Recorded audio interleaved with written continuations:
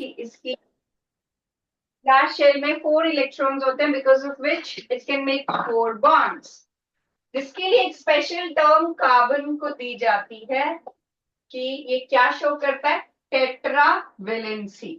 Tetravalency means it can make 4 bonds. Tetravalent है ये, carbon 4 bonds बना सकता है। कार्बन का atomic number is 6 and the configuration is 2,4.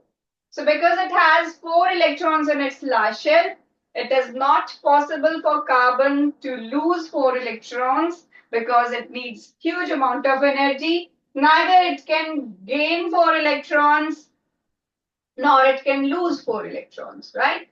तो वो क्या करता है, शेयर करता है, and this sharing of electrons is called covalent bond. ठीक है, जो कोवलेंट बॉन्ड बनता है that is because of the sharing of electrons.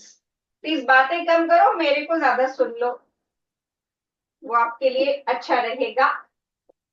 So carbon की लास्ट शेल में है आपके पास 4 इलेक्ट्रॉन्स। तो जैसे मैंने आपको लास्ट टाइम बताया था कि हर एलिमेंट चाहता है कि उसकी लास्ट शेल कंप्लीटली फिल हो जाए। ठीक है, शेल कौन सी, अगर फर्स्ट शेल है तो उसको सिर्फ 2 इलेक्ट्रॉन्स चाहिए होते हैं कंप्लीटली फिल होने के लिए। Second shell needs 8, third shell needs 8, fourth needs 18, then 18, then 32, then 30। ठीक है, 2 8 8 18 18 32 32। ठीक है, तो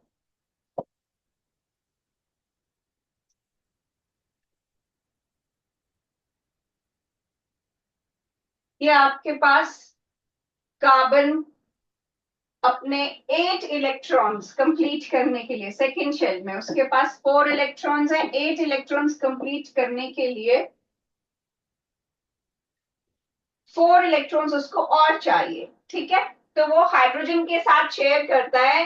हाइड्रोजन की फर्स्ट शेल में 1 इलेक्ट्रॉन है, मैक्सिमम फर्स्ट शेल में 2 आ सकते हैं, तो उसको सिर्फ 1 इलेक्ट्रॉन चाहिए अपनी ड्यूप्लेट फर्स्ट शेल कंप्लीट करने के लिए। ठीक है, तो इसलिए हाइड्रोजन सिर्फ 1 इलेक्ट्रॉन में सेटिस्फाई हो जाएगा, उसकी फर्स्ट शेल कंप्लीटली फिल हो जाएगी। But carbon needs 4 to complete its octet या first complete its second shell, तो इसीलिए वो 4 हाइड्रोजन एटम्स को यूज करता है अपनी लास्ट शेल में 8 इलेक्ट्रॉन्स को फिल करने के लिए, ताकि वो स्टेबल हो सके। तो this way carbon becomes tetravalent, 4 valency. ठीक है, 4 bonds it can make, and these bonds are formed because of sharing of electrons, and this type of bond is called covalent bond. ठीक है, जो शेयरिंग से बनता है that is called covalent bond. What is the another kind of bond which exists?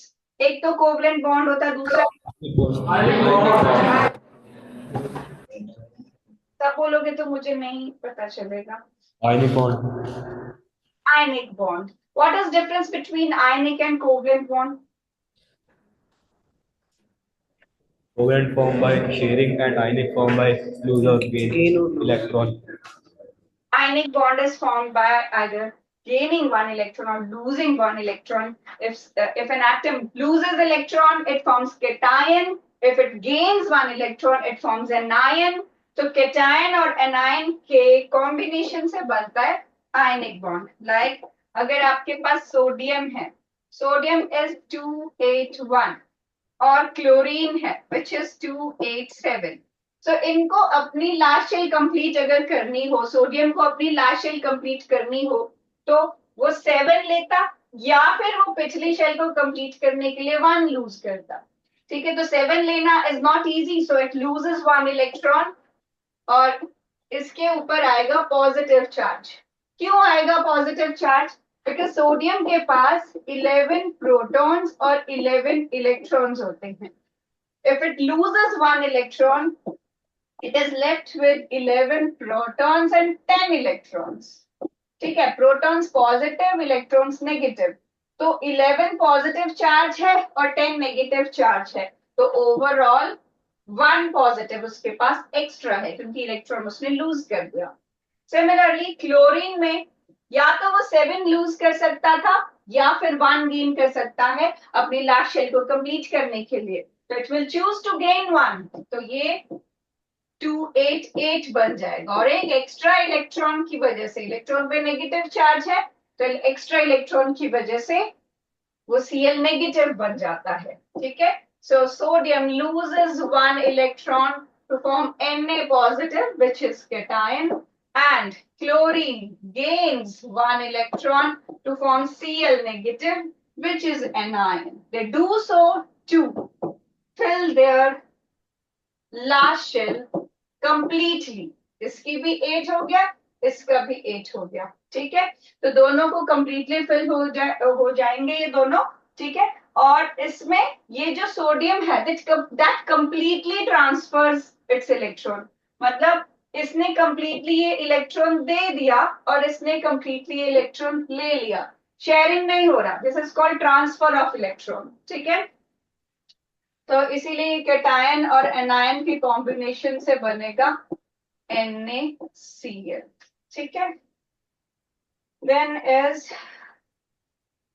if you're writing, please do. Some of you are writing.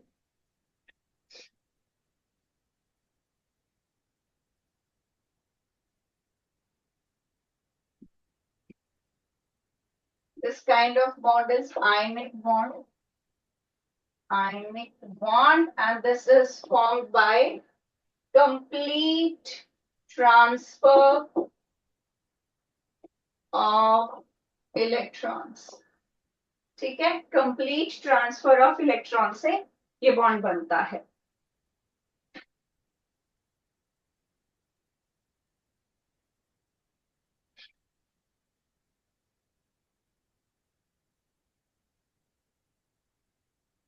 Roll number 11, 16, 18,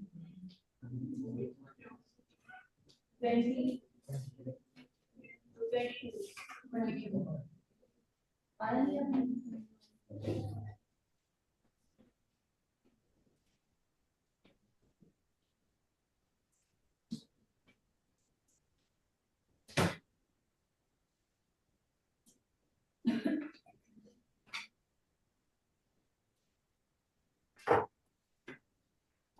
Done. Any questions from this? कुछ पूछना है किसी भी student ने? नहीं, सब आता है, सब समझ आ गया, मतलब जब मैं पूछूंगी तब फिर बताना। ठीक है, चलो अभी ये तो आयनिक बॉन्ड था। फिर मेक कोवलेंट बॉन्ड्स की कौन कितने कोवलेंट बॉन्ड बना सकता है, जिसके लिए you should know atomic numbers of elements. I think I asked you to learn it till, did I? मैंने बोला था 20 तक लर्न करने के लिए। यार सबने Yes, sir. को आता होगा, मैं किसी को भी पूछ सकती हूँ। चलो, तो आपको अगर एटॉमिक नंबर्स पता है, आपको कॉन्फ़िगरेशन की फर्स्ट शेल में 2 देन 8 मैंने आपको कहा था 20 तक ही करना है, जो 2882 तक हो जाता है। ठीक है, तो इस तरह से कॉन्फ़िगरेशन आपको पता होनी चाहिए, बिकॉज लास्ट शेल में जितने इलेक्ट्रॉन्स होंगे किसी भी एलिमेंट के, वो आपको बताएगा कि ये कितने बॉन्ड बना सकता है। ठीक है, तो एक ये चीज जो लास्ट टाइम भी हमने डिस्कस की थी कि अगर किसी की लास्ट शेल में ये इलेक्ट्रॉन्स हैं तो 1 2 3 वाला लूज करके +1 +2 +3 बनाएगा, 4 वाला शेयर करेगा, 5 6 7 वाला -3 -2 -1 आफ्टर गेनिंग, 8 वाला कुछ नहीं करेगा। This should be clear. ठीक है, अगर मेरे पास हाइड्रोजन एटम है और मुझे H2 बनाना है, जो हाइड्रोजन गैस होती है, so what will I do?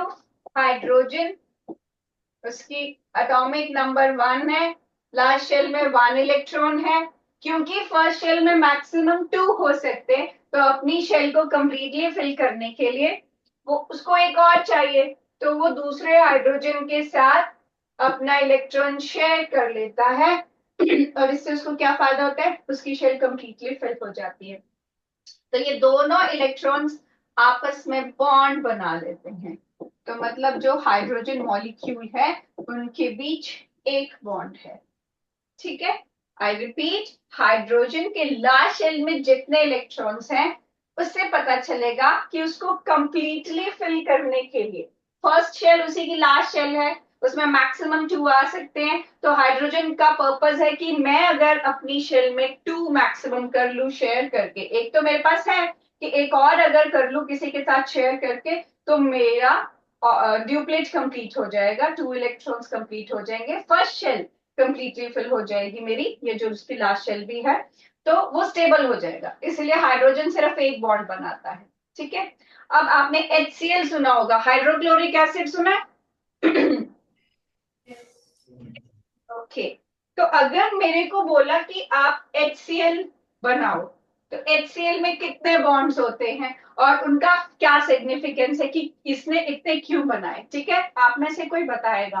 Right, hydrogen का तो मैंने बता दिया कि उसके पास लास्ट शेल में 1 इलेक्ट्रॉन है, इसलिए उसको अपना शेल फुली फिल करने के लिए 1 एक और चाहिए। ठीक है, 9th A में जो सेंटर वाले बेंच पे सेंटर वाला स्टूडेंट है, yes, get up and tell me what is atomic number of chlorine? Get up बच्चा,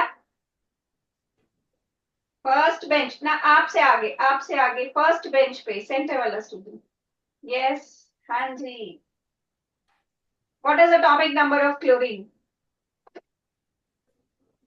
I can't hear you. हाँ, आप बोलो बोलो।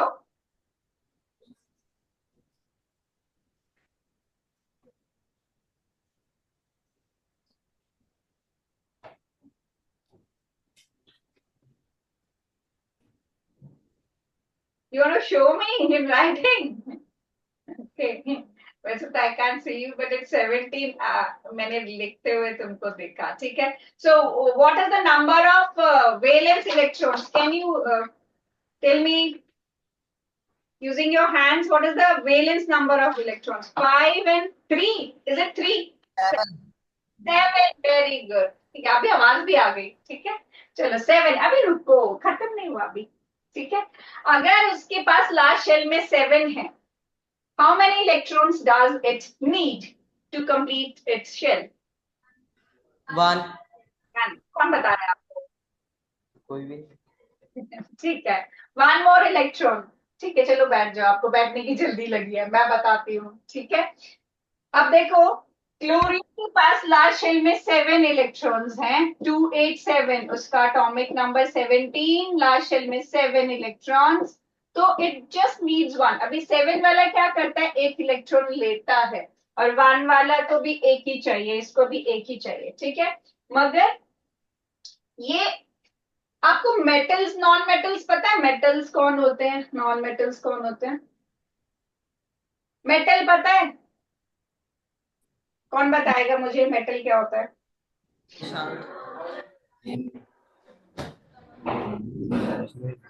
तो मुझे सब पता चल गया जो भी आपने बोला। अरमान, हुज अरमान 9th A में है, अरमान। अरमान सिंह दयाल और अरमान रियाज। अरे यार हाँ जी, अरमान सिंह दयाल और Arman Riyaz. There are 2 Arman. Yes, Arman Dayal. मैंने Stand up. ओके, आप हो अरमान। अरमान, टेल मी, क्या पूछा था वैसे मैंने, मैं भूल गई। पूछिया सी मेटल्स, यस, क्या होते हैं मेटल्स?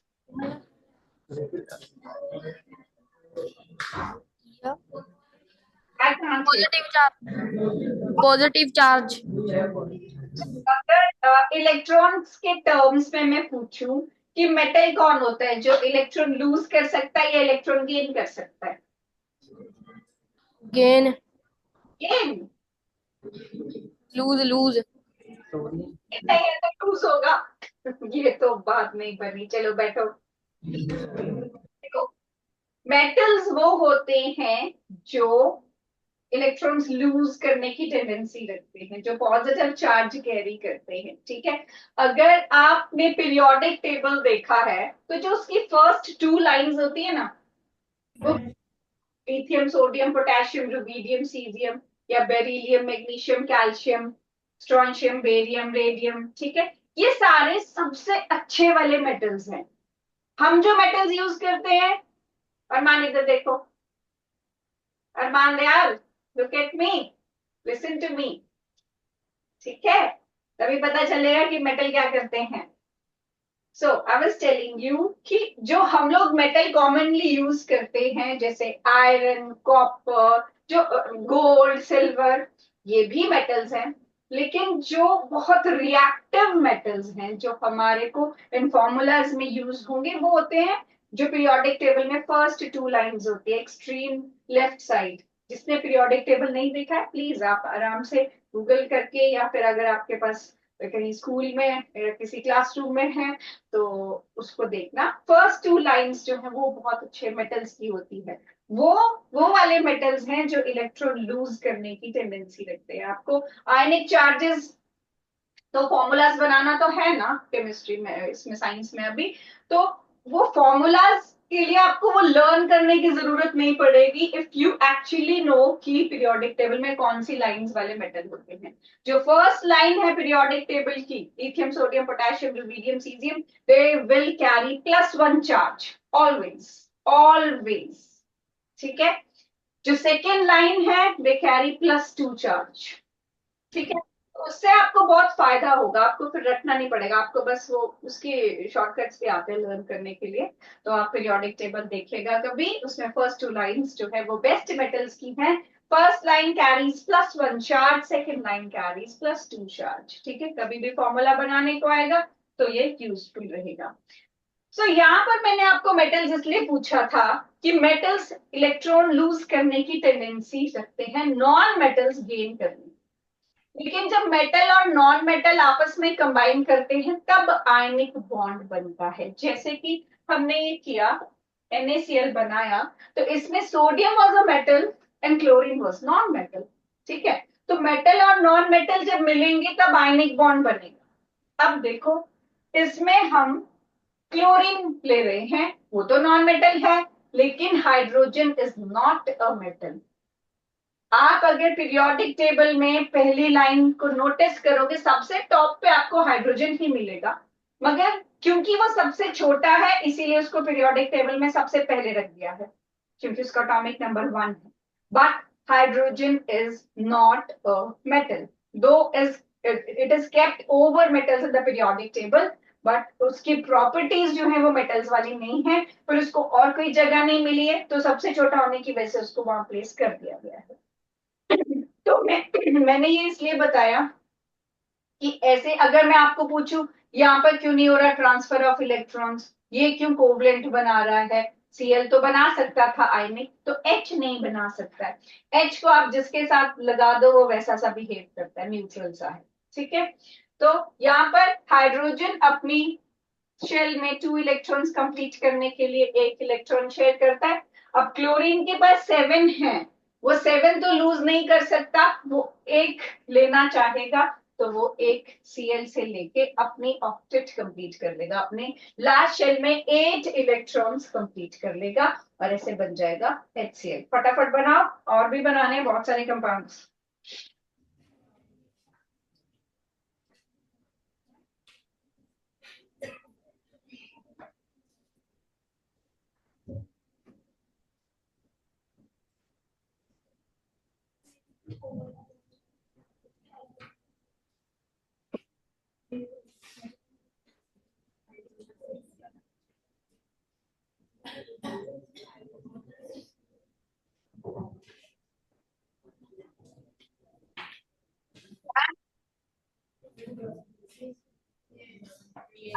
जल्दी करने लग जाते हैं, हाँ।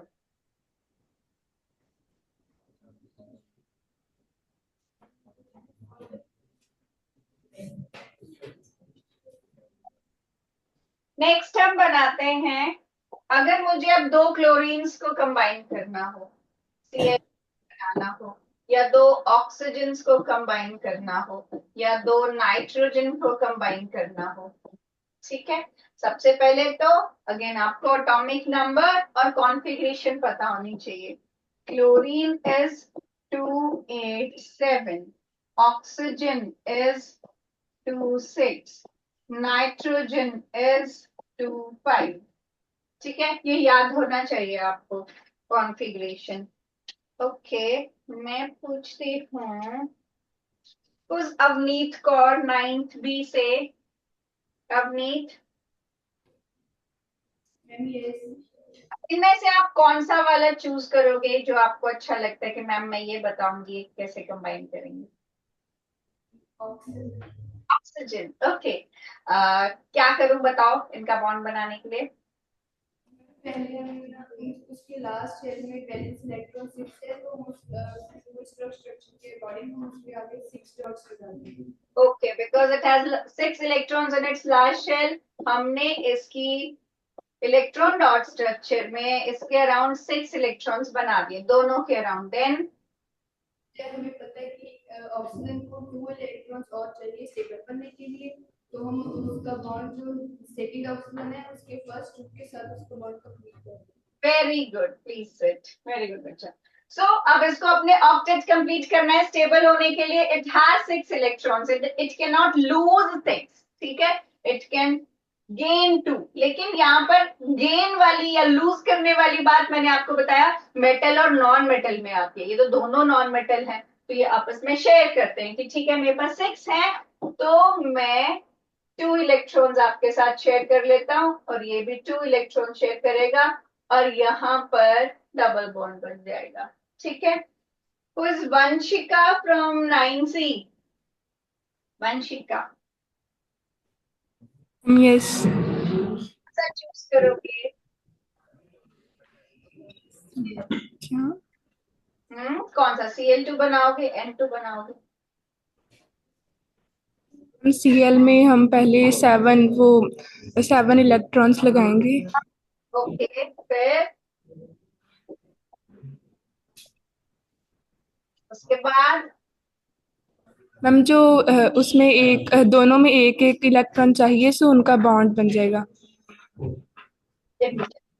Electron to complete its octet, तो 7 उसके पास है, एक ये शेयर कर लेगा और इनके बीच बन जाएगा सिंगल बॉन्ड. Cl के बीच सिंगल बॉन्ड, ऑक्सीजन के बीच डबल बॉन्ड. ठीक है, वेरी गुड. Please set.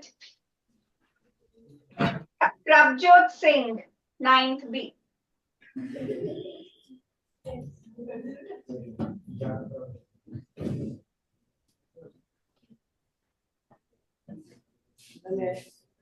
हाँ जी बेटा, अब आपके पास चॉइस तो है नहीं, you have to choose nitrogen only, है ना? तो बताओगे कैसे बॉन्ड बनाएंगे? पहले थोड़ा सा आगे आओ, मेरे को आप देख नहीं रहे अच्छे से, थोड़ा सा आगे. हाँ जी, this side. Yes please tell me, कैसे करेगा ये?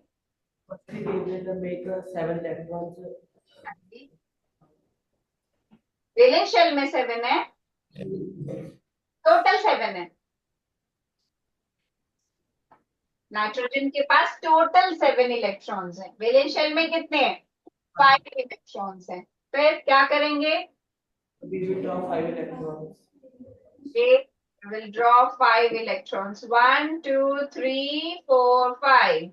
1, 2, 3, 4, 5. हाँ जी, अब Now we will make bond of first nitrogen atom with the second nitrogen atom by combination 3 electrons of the second atom.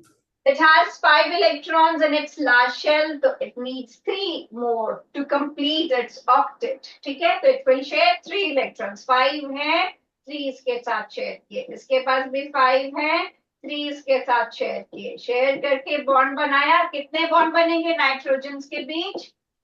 Triple bond. Okay, very good. Set.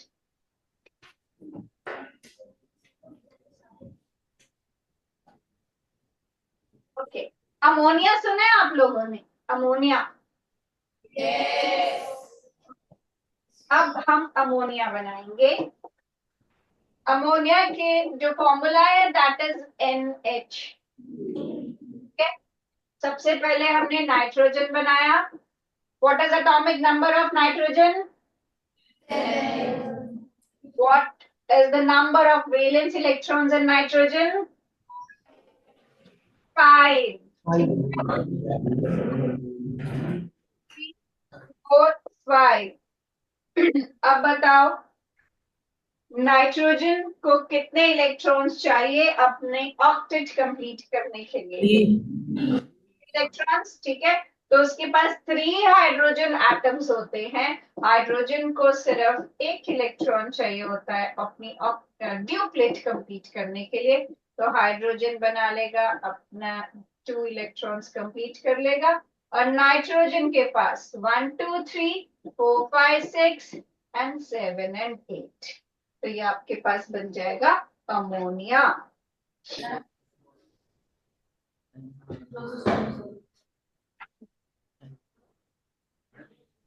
कराओ फटाफट।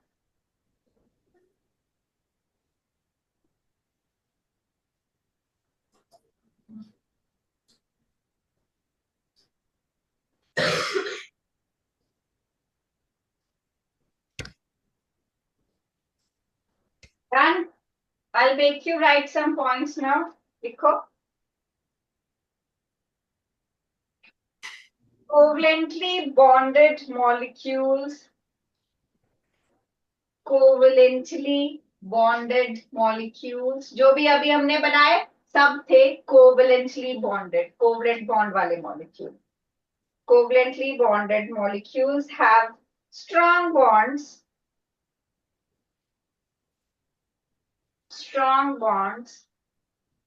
but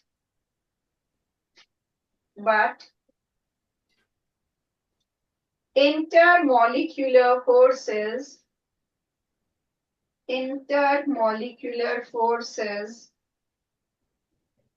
are small. Intermolecular forces are small. Therefore, they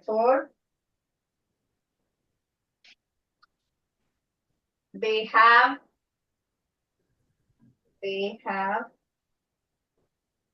low low melting and boiling points.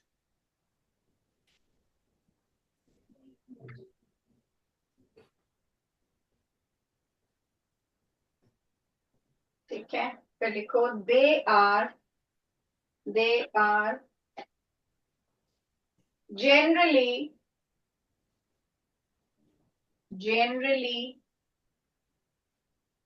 poor conductors of electricity. Poor conductors of electricity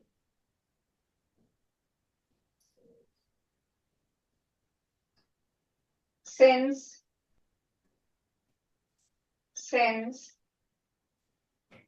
the electrons are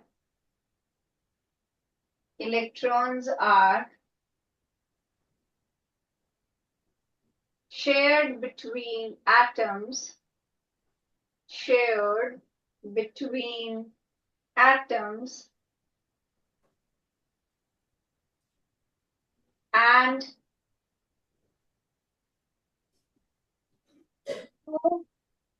no charged particles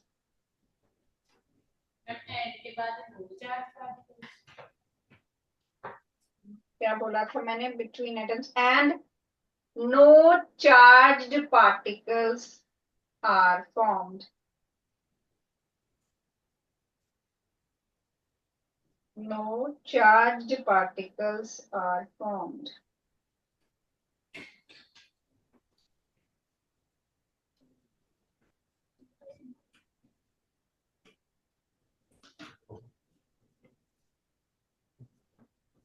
Fine, then हम करेंगे next topic allotropes of carbon. ठीक है,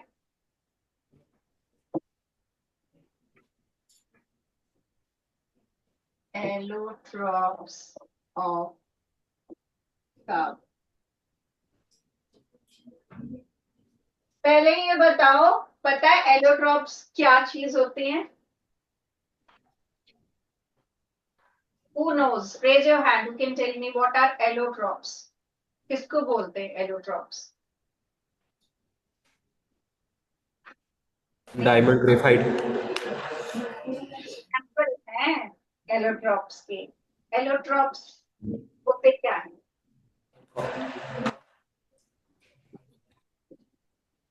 anybody? Allotropes का मतलब होता है कि जो चीज फिजिकली डिफरेंट है मगर केमिकली सेम। मतलब एक ही जैसी कॉम्पोजिशन है, एक ही चीज से बना हुआ है लेकिन दिखने में डिफरेंट है। जैसे एग्जांपल दिया diamond and graphite. Both these things are made up of carbon. Graphite भी कार्बन है और डायमंड भी कार्बन है, लेकिन फिर भी ये इतने अलग क्यों दिखते हैं? Who knows it?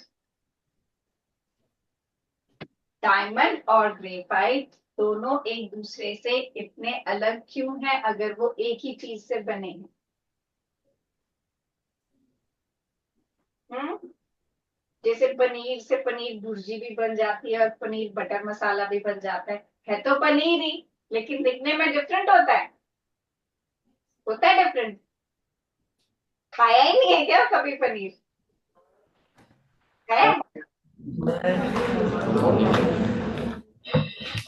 जैसे एलोट्रॉप्स है कि केमिकली सेम है, दोनों में पनीर है, लेकिन उनको डिफरेंट तरीके से बनाया है, उनकी अरेंजमेंट डिफरेंट है। ठीक है। जो डायमंड होता है, आपने सुना होगा, one of the hardest known substance है डायमंड।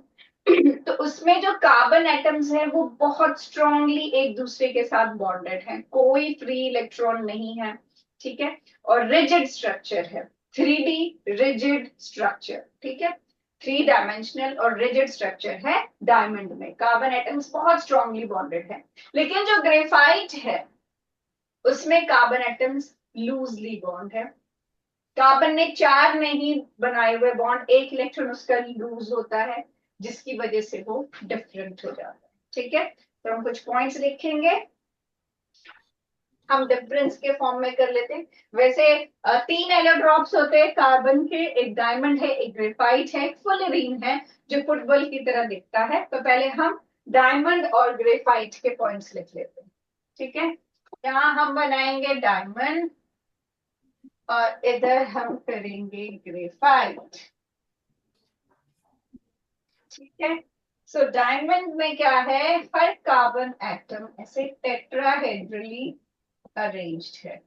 एक कार्बन जिसके चारों तरफ कार्बन एटम अरेंज्ड है। ठीक है। Tetrahedrally. Tetra means 4, hedral means hedron sides हो गई उसकी, तो 4 साइड्स पे कार्बन उसके साथ अटैच्ड है। ठीक है। और जो ग्रेफाइट है उसमें से हेक्सागोनल रिंग्स होती हैं। ठीक है।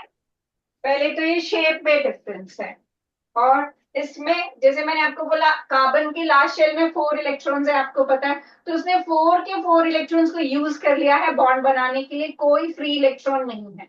लेकिन इसमें फ्री इलेक्ट्रॉन होता है। ठीक है।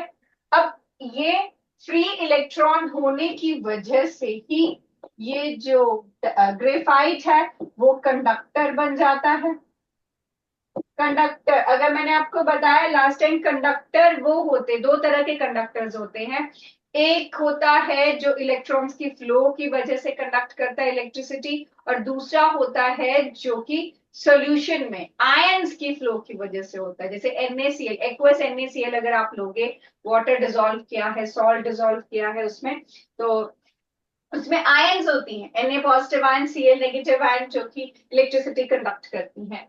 और ग्रेफाइट में फ्री इलेक्ट्रॉन्स हैं, इसीलिए वो कंडक्टर है। लेकिन डायमंड में कोई इलेक्ट्रॉन लूज नहीं है, नो फ्री इलेक्ट्रॉन, सब बॉन्ड बना रहे हैं, इसीलिए डायमंड जो है वो इंसुलेटर होता है। ठीक है।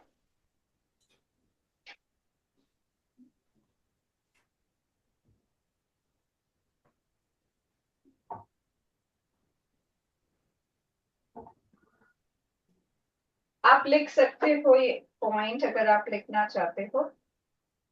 पहला पॉइंट डायमंड के अंदर लिखो, Diamond के अंदर first point. It has tetrahedral arrangement. Diamond has tetrahedral arrangement of carbon atoms.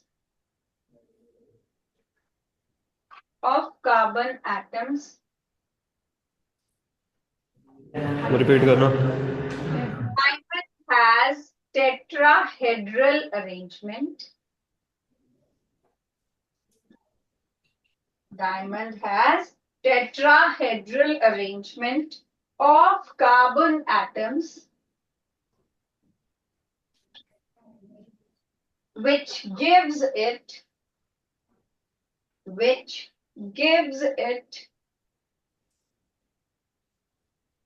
a rigid, RIGID, rigid three-dimensional network,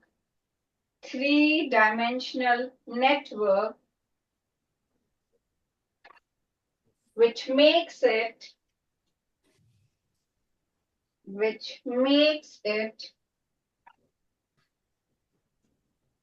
hardest natural substance known. Hardest natural substance known.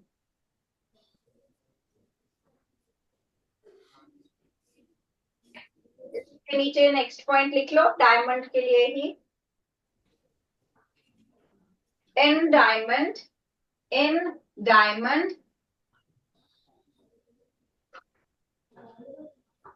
each carbon atom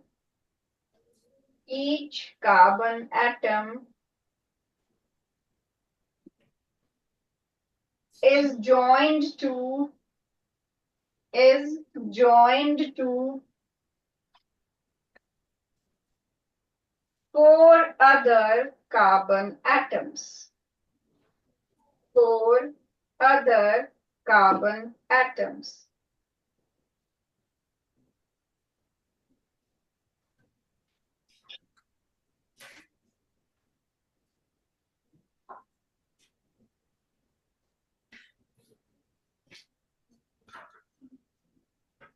Next point diamond के अंदर लिख लो.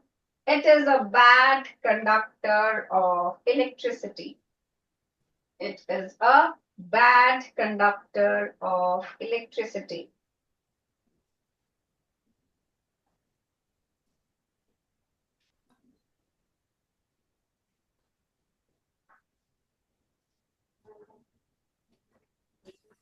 ठीक है, ये diamond के points हो गए. अब नेक्स्ट ग्रेफाइट के लिए लिखो. In graphite,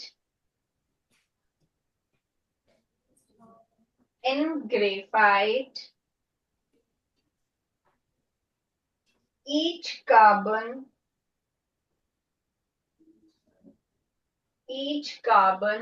in the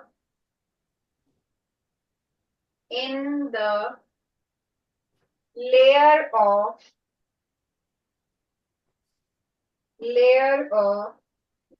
hexagonal rings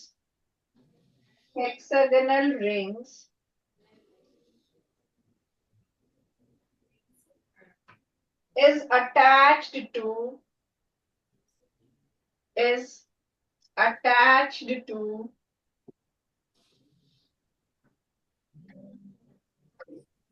three other carbon atoms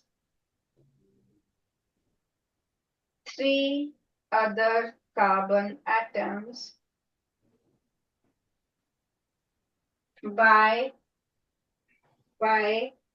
strong covalent bonds.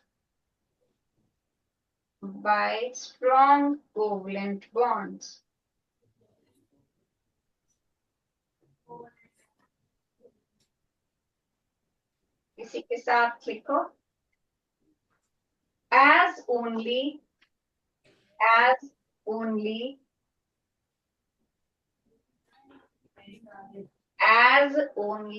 three electrons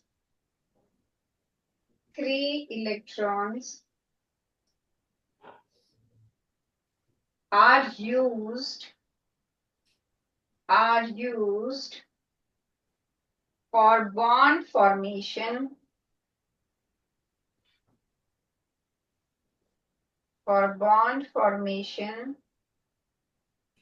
hence fourth valence electron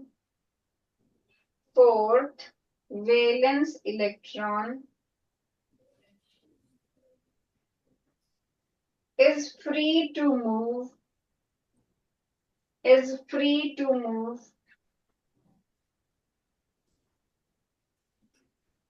which makes it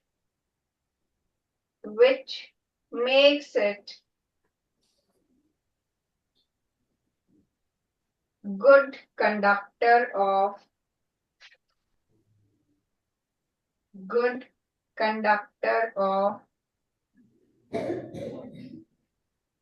heat and electricity.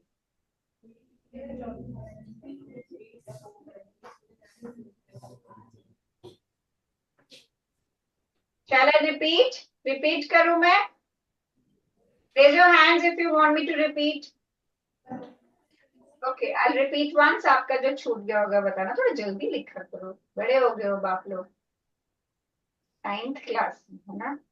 देखो, each carbon, अभी check करना, ठीक है? Each carbon in the layer of hexagonal rings is attached to 3 other carbon atoms by strong covalent bonds. As only 3 valence electrons are used for bond formation, hence fourth valence electron is free to move, which makes it good conductor of heat and electricity. ठीक है? और point लिखना है अभी इसकी forces के बारे में. देखो, the various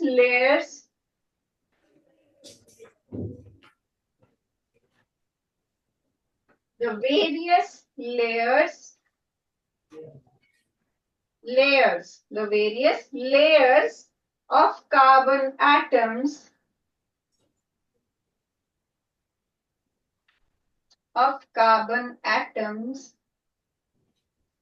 in graphite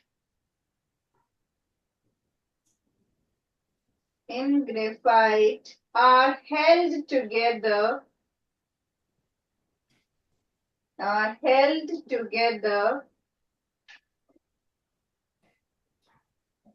by weak van der Waals forces. Weak van der Waals forces.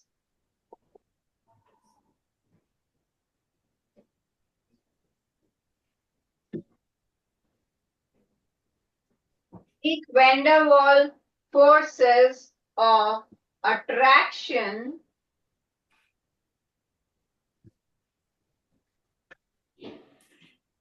which make it smooth and slippery. एकदम नेचर ऑपोजिट हो जाता है इसका डायमंड से. Diamond is very hard, rigid, और ये है स्मूथ, स्लिपरी. ठीक है?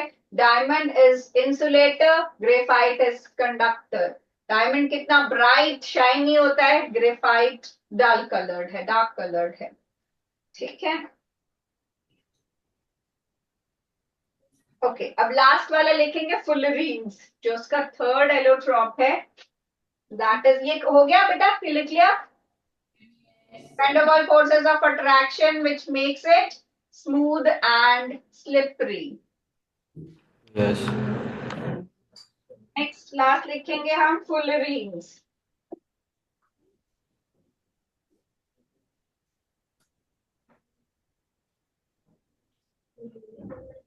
देखो फुलरीन, या इसको बकमिंस्टर फुलरीन भी बोलते हैं। वैसे बकमिंस्टर एक आर्किटेक्ट थे जिन्होंने बड़ी अच्छा ऐसे डोम स्ट्रक्चर बनाया था एक, जो फुटबॉल की तरह दिखता था, और वैसा ही स्ट्रक्चर फुलरीन का था, इसीलिए इसको बकमिंस्टर फुलरीन बोलते हैं उन्हीं के नाम पे। उनका क्योंकि जो उन्होंने बिल्डिंग जैसी सी बनाई थी वैसा सा ही ये वाला एलोट्रॉप था कार्बन का दिखने में, इसीलिए उन्हीं के नाम पे इसको फुलरीन नाम दे दिया गया है। ठीक है, तो इसमें जैसे फुटबॉल में होते हैं ना, और वो हेक्सागन्स होते हैं, पेंटागन्स होते हैं, तो वैसे ही इसमें भी थे।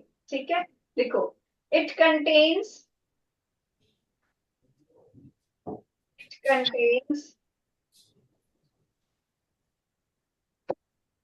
20, ऐसे लिखना है 26 मेंबर्ड रिंग्स, मतलब 20 हेक्सागन्स हैं इसके पास, एंड 12 5-membered rings। अब इन सबको जोड़ोगे तो आपके पास आ जाएगा ये C60 कार्बन्स का ये वाला एलोट्रॉप। ठीक है, ये लिख लो 26 मेंबर्ड रिंग्स हैं, मतलब हेक्सागन्स हैं इसमें, और 12 5-membered रिंग्स हैं। ठीक है, फिर लिखो 6-membered rings are 6-membered rings are fused to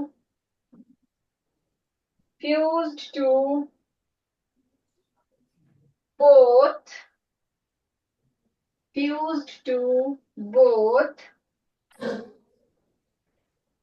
6-membered and 5-membered, 6-membered and 5-membered rings। इसका कहने का मतलब है कि ये जो 6-membered ring है, इसके साथ 6-membered ring और 5-membered ring दोनों अटैच हो सकती हैं इसके साइड्स में। ठीक है, आई रिपीट, हाँ जी, I am repeating, let me. हाँ, 6-membered rings are fused।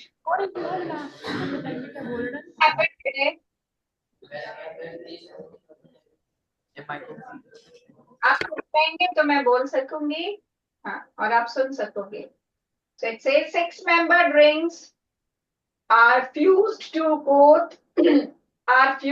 both 6-membered and 5-membered rings,